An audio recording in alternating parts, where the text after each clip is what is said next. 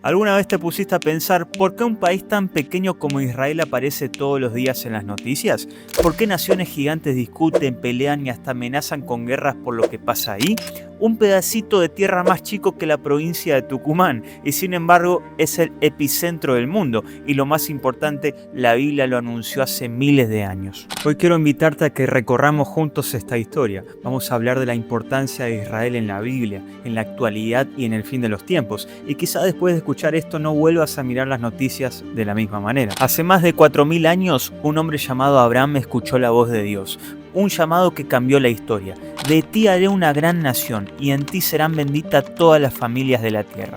No era un imperio poderoso como Egipto, no eran sabios filósofos como los griegos, era un anciano, su esposa estéril y una promesa imposible. Pero esa promesa se cumplió. De Abraham nació Isaac, de Isaac Jacob y de Jacob las 12 tribus de Israel. Un pueblo pequeño, sí, pero un pueblo escogido por Dios para mostrar su gloria. Dios también llamó a Israel mis testigos, y es a través de esta perspectiva el rol de Israel como testigo que consideraremos su función en los últimos tiempos. La antigua misión de Israel como testigo de Dios ante las naciones nunca ha sido revocada.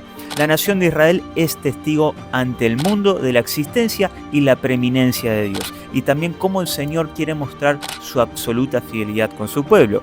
Israel no solo tiene un mensaje, Israel es un mensaje. La palabra de Dios presenta un pacto eterno e incondicional entre Dios e Israel con el sol, la luna y las estrellas, la expansión de los cielos y los cimientos de la tierra como señal de la elección eterna de Dios y del papel duradero de Israel. ¿Cuál es el papel de Israel en el fin de los tiempos? El mismo que desempeñó a lo largo de los siglos, ser testigo y testimonio de la fidelidad de Dios. Dios levantó profetas que anunciaron no solo el futuro de Israel, sino el destino de la humanidad.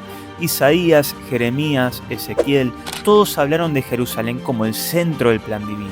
Zacarías 12:3 dice: en aquel día yo pondré a Jerusalén como piedra pesada a todos los pueblos. Todos los que se la cargaren serán despedazados. ¿No es eso lo que estamos viendo el día de hoy? Naciones enteras desgastándose por un pedazo de tierra.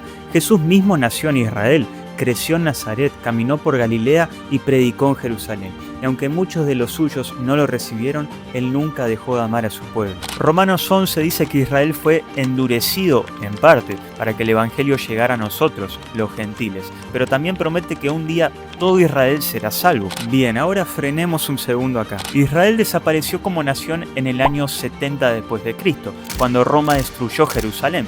Por siglos el pueblo judío estuvo disperso por todo el mundo. ¿Y qué pasó en 1948? Volvieron a su tierra. Después de casi 2000 años, Israel renació como nación. ¿Casualidad? Absolutamente que no. La Biblia ya lo había anunciado. Ezequiel 37 habla de los huesos secos que reviven y vuelven a formar un ejército. Eso es Israel hoy, un pueblo que resucitó de entre las cenizas del holocausto. Israel no es ajeno a la guerra. Desde su guerra desde la independencia de 1948, la guerra de los 6 días en 1967, la guerra de Yom Kippur en 1973, hasta la guerra actual contra Hamas, Hezbollah y finalmente Irán. Dios ha preservado, protegido y fortalecido a Israel a pesar de las adversidades. Jesús dijo que en los días previos a su regreso habrá un aumento de las guerras entre las naciones. Esta profecía está estrechamente relacionada con el papel de Israel en el fin de los tiempos. Aunque se debate su momento, Ezequiel profetizó que la guerra de Gog y Magog se desencadenaría en un día en el que Israel morará en seguridad. Dios convocaría a un líder al que llamó con el término Gog, y a una unión de naciones desde el norte hasta las montañas de Israel. Las intenciones de los ejércitos serán la riqueza y la destrucción de Israel, pero dice la palabra, pero Dios en su celo y en su ardor de su ira destruirá esos ejércitos. Ezequiel 39:7 dice: sucederán los últimos días que te traeré contra mi tierra, para que las naciones me conozcan cuando sea santificado por medio de ti ante sus ojos. Oh Gog, daré a conocer mi santo nombre en medio de mi pueblo Israel, y no permitiré que mi santo nombre sea profanado más, y las naciones sabrán que yo soy el Señor, el Santo de Israel. No es el propósito acá opinar sobre el momento de este evento más allá de los últimos días, pero esta guerra sin duda ocurriría. El resultado será un testimonio del poder y de la soberanía de Dios para las naciones y para Israel. En otras palabras, el mundo sabrá que Él es Dios cuando se ponga de pie y luche por Israel. Pero ¿será este conocimiento acompañado de arrepentimiento? Bueno, el tiempo lo dirá. Isaías 24 ofrece una imagen aleccionadora del tiempo conocido como la tribulación y el tiempo de angustia de Jacob, un periodo de 7 años del que hablaron los profetas, los apóstoles y Jesucristo, y que el libro de Apocalipsis detalla. Los cimientos de la tierra se tambalearán y la ira de Dios se derramará. Los injustos serán juzgados y pocos quedarán. Daniel dijo que será un tiempo de angustia como ningún otro. Será una guerra entre las fuerzas del bien y del mal. En medio de la agitación y el temblor, Jesús dijo que el Evangelio del Reino será predicado en todo el mundo como testimonio a todas las naciones y entonces vendrá el fin. Apocalipsis 7 presenta un grupo singular de siervos del Señor, 144.000 creyentes judíos que, según los estudiosos, formarán parte de la propagación del Evangelio durante ese tiempo. Es posible que la cifra no sea literal, sino que represente la totalidad de los habitantes de Israel. La tribulación presentará tanto un despertar brusco como un gran despertar. La guerra y el juicio devastadores vendrán acompañados de una gran cosecha de almas para el reino de Dios. Apocalipsis 12 habla del papel de Israel en el fin de los tiempos. Israel es retratado como una mujer que dio a luz a un hijo al quien el gran dragón, Satanás, busca devorar. Juan profetizó que antes del regreso de Jesús, Satanás sería arrojado a la tierra y perseguiría a la mujer.